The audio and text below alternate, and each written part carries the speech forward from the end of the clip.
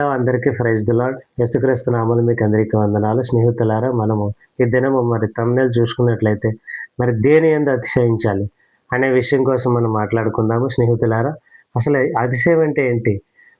ఎందుకు అతిశయించాలి? అతిశయం గురించి మనం చక్కగా వివరించుకుందాము. వివరించుకునే జ్ఞానం ఇమ్మని దేవుణ్ణి అడుగుదాం. స్నేహితులారా, మనము ముందుగా వాక్యాన్ని చదువుకుందాము. ఎక్కువ మనం లాగ్ చేయొద్దు. స్నేహితులారా, 1 కొరింథీయుల పత్రిక 1వ అధ్యాయము 31వ వచనం మనం చూసుకున్నట్లయితే, అతిశయించువాడు ప్రభువునందు అతిశయింపవలెనని వ్రాయబడినది నెరవేరినట్లు దేవుని మూలముగా ఆయన మనకు జ్ఞానమును, నీతియు, పరిశుద్ధత, విమోచనమునాయెను. సో స్నేహితులారా, ప్రతి ఒక్కరు జ్ఞాపకం చేసుకోండి. ప్రియమైన దేవుని పిల్లలారా, ఈ వీడియో లాస్ట్ వరకు చూడండి. ఎవరు స్కిప్ చేయొద్దు. మధ్యలో స్కిప్ చేస్తే వాక్యం అర్థం కాదండి. దయచేసి లాస్ట్ వరకు చూడండి. మీరు నచ్చితే లైక్ చేయండి, షేర్ చేయండి, సబ్స్క్రైబ్ చేసుకోండి. స్నేహితులారా, మనము ముఖ్యంగా వాక్య వివరంలోకి వెళ్ళిపోదాము. ప్రియమైన దేవుని పిల్లలారా, దేవుడు ఏం చెప్తున్నాడంటే దేని యందు అతిశయించాలి అనే విషయం ధ్యానిద్దాం. ప్రియులారా, దేని యందంటే దేవుడు చెప్తున్నాడు, ప్రభువునందే మనం అతిశయించాలి. ప్రభువునందు ఏ విధంగా అతిశయించాలంటే స్నేహితులారా, చాలామంది మన లోకంలో చూసుకున్నట్లయితే చాలామంది డబ్బును చూసి అతిశయిస్తారు. చాలామంది వారికున్న బలం చూసి అతిశయిస్తారు. కొంతమంది అయితే వారికున్న జ్ఞానం చూసి అతిశయిస్తారు. ఇంకా గొప్పవారు మనం చూసినట్లయితే వారికున్న ధైర్యాన్ని చూసి అతిశయిస్తారు. కానీ ఆ అతిశయం ఎక్కడుందో, ఎవరిలో ఉందో అనేది వారు గ్రహించరండి. ప్రియమైన దేవుని పిల్లలారా, మనం అతిశయిస్తే ప్రభువునందు అతిశయించమని దేవుడు చెప్తున్నాడు. ఎందుకంటే మనకున్న ఈ జీవితం, ఈ ఆరోగ్యము, ఈ ఆయుస్సు ఏది మన చేతిలో లేదు స్నేహితులారా. సమస్తము దేవుని చేతిలోనే ఉంది. ప్రభువునందు మీరు అతిశయించాలి. ప్రభువునందు అతిశయిస్తేనే మీరు ప్రభువులో స్థిరులుగా ఉంటారని దేవుని వాక్యం చెప్తుంది.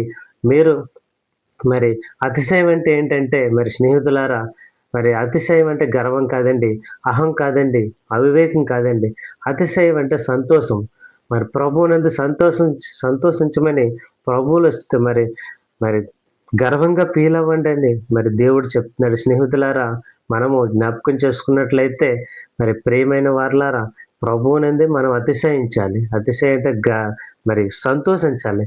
ఎందుకంటే మనకి ఎవరికో లేని భాగ్యాన్ని మనకి ఇచ్చాడు. మనకి సంపూర్ణ ఆరోగ్యం ఇచ్చాడు, సంపూర్ణ ఆయుష్ ఇచ్చాడు, సమృద్ధైన ఆహారం ఇచ్చాడు. దేవదేవుడికి మనము అతిశయించొద్దు. స్నేహితులారా, ఎవరికో లేని భాగ్యాన్ని మనకి ఇచ్చాడు. ఆ భాగ్యం ఏంటంటే గొప్ప రక్షణ, గొప్ప నిరీక్షణ, గొప్ప ధైర్యం. స్నేహితులారా, జ్ఞాపకం చేసుకోండి. దీన్ని బట్టి మనకు ఎంత అతిశయించాలి. ఎందుకంటే మనకి ప్రతిదీ దేవుడే తోడు, ప్రతి క్షణం దేవుడే మనకి సహాయం. స్నేహితులారా, ఈరోజు ఎవరైనా మనకి కొంత సహాయం చేస్తే రేపు మనం తిరిగి వారికి చెల్లించాలి. కానీ దేవదేవుడు మనకు సహాయం చేస్తే తిరిగి చెల్లించవసరం లేదు. స్నేహితులారా, జ్ఞాపకం చేసుకోండి. ప్రతి ఒక్కరూ దేవుని యందు అతిశయించాలి. అతిశయించే వారు ఎవరైతే ఉన్నారో వారందరూ దేవుని యందు అతిశయించాలి. ఎందుకంటే పెంట కుప్ప మీద ఉన్న మనలను ఇంత గొప్ప మంచి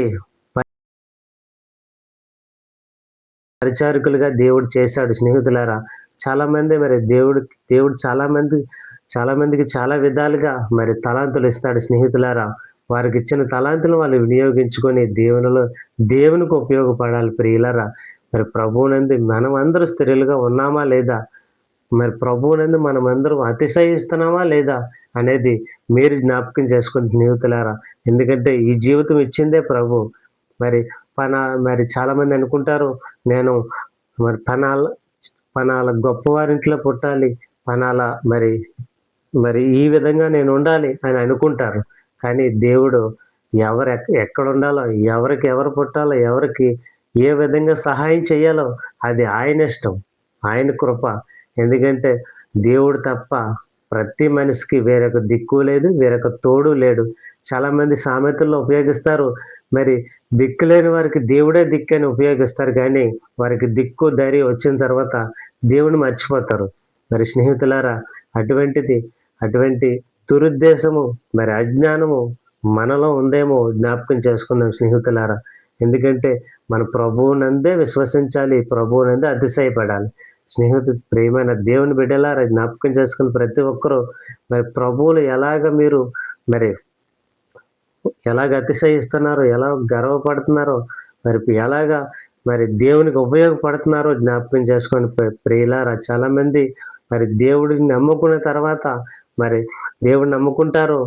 దేవుడు వారికి అడిగినవన్నీ ఇస్తాడు. ఇచ్చిన తర్వాత వారు దేవునికి దూరం అయిపోతారు స్నేహితులారా. కానీ అలాంటి వారిని మరి దేవుడు మరి లెక్క చేయడండి. దేవుడు మీరెవరో నాకు తెలీదు అంటాడు పరలోక రాజ్యం వెళ్ళిన తర్వాత స్నేహితులారా. మన ప్రతి పని ప్రతీది దేవునికి లెక్క అప్పగించుకోవాలని దైవ గ్రంథంలో రాసి ఉంటుంది. ప్రియమైన వారలారా జ్ఞాపకం చేసుకోండి. మనము మరి దేవుడు సమస్తాన్ని మనకిచ్చాడు. మీరు ఫలించి వృద్ధి పొందండి అని మరి ఆదిలో చెప్తాడు. మీరు ఫలించి అభివృద్ధి పొందండి అని. మరి స్నేహితులారా మనం ప్రతిది మరి ఈ గాలి దేవుడిచ్చాడు, ఈ భూమి దేవుడిచ్చాడు, ఆకాశం సర్వ సృష్టి దేవుడిచ్చాడు. అవన్నీ ఎవరి కోసమని? మనిషికి ఉపయోగపడడానికి. మరి ప్రియమైన దేవుని పిల్లలారా మనం ఏ విధంగా ఉన్నామో జ్ఞాపకం చేసుకోవాలి. మరి దేవుడిచ్చింది మరి దేవునికే ఖర్చు పెట్టాలి కదండి. మరి మనం ఎంతవరకు దేవునికి ఖర్చు పెడుతున్నాం అనేది జ్ఞాపకం చేసుకోవాలి. ప్రియమైన దేవుని పిల్లలారా మనము ఎవరి యందు అతిశయించినా మనకి ఏమి ప్రయోజనం ఉండదండి. మరి డబ్బును బట్టి అతిశయించినా, మరి గర్వాన్ని బట్టి అతిశయించినా, మరి చాలామంది మరి వారికున్న బలాన్ని బట్టి అతిశయించినా దానివల్ల ప్రయోజనం లేదండి. దేవుడు ఏం చెప్పాడంటే, వెర్రివాడా ఈ రాత్రి నీ ప్రాణం అడుగుచున్నాను, నీవు నా చెంతకి రా అని దేవుడు అడిగితే ఏం చేయగలమండి? మన ప్రాణాలు గడ్డి వంటివి, ధూళి వంటివి. అని దేవుడు ఊస్తే మరి ఎక్కడుంటామో మనకే తెలియదు.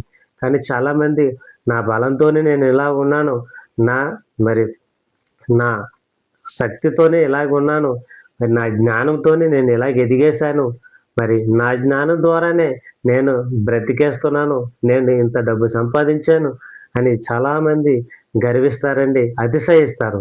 కానీ అవేమీ శాశ్వతం కాదు, దేవుడే శాశ్వతం అని దేవుడు చెప్తున్నాడు స్నేహితులారా. మరి దేవుడు లేని ప్రదేశం లేదు, దేవుడు లేని చోటు లేదు స్నేహితులారా. దావీదు మహారాజు అంటాడు, నేను పాతాళంకి వెళ్ళినను అక్కడనూ ఉన్నావు, మరి పిండమై ఉన్నప్పుడు నీవు అక్కడ తల్లి గర్భంలో ఉన్నప్పుడు నీవు అక్కడనూ ఉన్నావని మరి దేవుడిని బహుగా అర్థం చేసుకుంటాడండి ఆ దావీదు మహారాజు. అందుకే అలాంటి భక్తుల్ని మరి దేవుడు మరి యుగయుగాలు మరి వారు మన ద్వారా తలంచాలని దేవుడు దైవ గ్రంథంలో రాయించాడు స్నేహితులారా. మరి మనము వారిలాగా మారదామా? వారికంటే ఎక్కువగా మారదామా లేకపోతే తక్కువగా ఉందామా? స్నేహితులారా జ్ఞాపకం చేసుకోండి. ఎంత ఎక్కువగా దేవుని మీద ఆధారపడి దేవునికి ఉపయోగపడతామో దేవుడు అంత జ్ఞాపకం ఉంచుకుంటాడు, అంత ఉన్నత స్థాయిలోకి దేవుడు మరి రప్పిస్తాడండి. దేవుడు లేనిదే మనం ఎదగలేము, దేవుని కృప లేనిదే మనం ఒక అడుగు కూడా ముందుకు వేయలేము స్నేహితులారా. దేవునితో నడవాలి మనం. అప్పుడే మనం ఈ లోకంలో ఉన్నప్పుడు దేవుడు మంచిగా బ్రతికిస్తాడు. చనిపోయినాను దేవుడు పరలోక రాజ్యాన్ని ఇస్తానని దేవుడు చెప్తున్నాడు. ఎవరికి ఇస్తానన్నాడంటే, ఎవరైతే విరిగి నలిగి మనసు కలిగి దేవుని యొద్దకు వస్తారో, అదే విధంగా జీవితాంతం వారు బ్రతికుతారో మరి వారికే నేను ఇస్తానని చెప్పాడు స్నేహితులారా. మరి జ్ఞాపకం చేసుకుని ప్రతి ఒక్కరూ దేవుని యందే మనం అతిశయించాలి ప్రియులారా. దేనిని బట్టి మనం అతిశయించిన, గర్వపడిన మరి మనకు దానివల్ల ఎటువంటి ప్రయోజనం ఉండదు స్నేహితులారా. జ్ఞాపకం చేసుకొని ప్రతి ఒక్కరూ మనము మన జీవితం ఈ రోజుండి రేపు వెళ్ళిపోయిన జీవితాలకు ఎందుకండి అంత మనకు ఆరాటాలు మరి ఆవేశాలు? జ్ఞాపకం చేసుకుని స్నేహితులారా మరి ఇటువంటి అతిశయం మరి డబ్బుని బట్టి, బలాన్ని బట్టి, జ్ఞానాన్ని బట్టి, ఆరోగ్యాన్ని బట్టి చాలామంది గర్విస్తారు, మరి అతిశయిస్తారు స్నేహితులారా. అలాంటి వారు దేవునికి ఎంత మాత్రం ఉపయోగపడరండి. మరి మనం ఉన్నది దేవునికి పడ్డానికి. ఎందుకంటే సమస్తాన్ని మనకిచ్చాడు. మనకిచ్చింది మరి మనకు దేవుడికి ఉపయోగపడడానికే కదండి. కొంతైనా దేవునికి ఖర్చు పెట్టడానికే కదా మన సమయాన్ని. కానీ చాలామంది వారికి ఇచ్చిన సమయం మరి వ్యర్థంగా గడిపేస్తారండి. వ్యర్థంగా మరి సమయాన్ని అంతా వృధా చేసేస్తారు స్నేహితులారా. కానీ మనకు దేవుడిచ్చిన కొంత ఆయుష్ అన్నా సరే దేవునికి ఉపయోగపడడానికి మనం ట్రై చేస్తూ ఉండాలి ప్రియులారా. ట్రై చేస్తూనే మనం బ్రతకాలి. దేవుడిచ్చిన సమయాన్ని దేవునికి ఖర్చు పెట్టడానికి మనం ఎంత మాత్రం వెనకాడకూడదు. ప్రియమైన దేవుని పిల్లలారా, జ్ఞాపకం చేసుకోండి. మనం అతిశయించాల్సింది ప్రభువునందే. మనం గర్వపడాల్సింది ప్రభువునందే. ఎందుకంటే ఈ ఊపిరిచ్చిందే దేవుడు.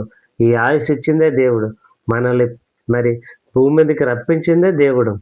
మరి సమస్తాన్ని దేవుడే కలుగజేసి సమస్తాన్ని దేవుడే మనకిచ్చినప్పుడు మరి ఆయన ఇచ్చిన సమయానికి మరి ఆయనకి మరి ఖర్చు పెట్టడానికి మనం ఎందుకండి సంకోచించాలి, వెనకాడాలి? స్నేహితులారా, ప్రేమన మరి దేవుని జనాంగమా, జ్ఞాపకం చేసుకుని ప్రతి ఒక్కరూ మనమందరము మరి ఇక్కడి నుంచి అయినా సరే మరి ప్రభువుకు దూరంగా ఉంటే దగ్గర అవుదాము.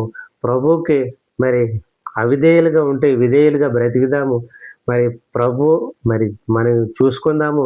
ఏని మీదైనా మీరు అతిశయిస్తున్నారేమో, మరి ఇప్పుడు చెప్పిన విషయాలన్నిటిని మరి జ్ఞాపకం చేసుకోండి. మరి జ్ఞాపకం చేసుకొని మరి దేవునికి విరుద్ధమైన క్రియలు ఏమైనా మీలో ఉన్నాయేమో అవి విడిచిపెట్టి దేవుని దగ్గరికి రండి. దేవుణ్ణి అడగండి. మీకు ఏదైనా కొదువు ఉంటే దేవుణ్ణి అడిగితే ఖచ్చితంగా ఇస్తానన్నాడు. ధర్మశాస్త్రం చదవండి. మరి చదివి వాక్యానుసారమైన మనసిమ్మని దేవుణ్ణి అడగండి స్నేహితులారా. ఎందుకంటే మనము చదువు రాని వారు మరి వినండి. మరి చదువు వచ్చిన వారు చదవండి. దేవదేవుడు చెప్తున్నాడు, ఎడతెగక మరి ప్రార్థన చేయని మనసులో ఏ పనిలో ఉన్నా దివారాత్రులు ధర్మశాస్త్రం చదవండి. మీకు నేనేంటో అర్థమవుతుంది, నా మనసు ఏంటో అర్థమవుతుంది, మన చరిత్ర ఏంటో అర్థమవుతుంది అని దేవుడు చెప్తున్నాడు. ప్రియులారా, మీరు జ్ఞాపకం చేసుకోండి. ప్రతి ఒక్కరూ ప్రభువునందు అతిశయిద్దాము. మరి మనం ముగించుకుందాము ప్రియమైన దేవుని పిల్లలారా.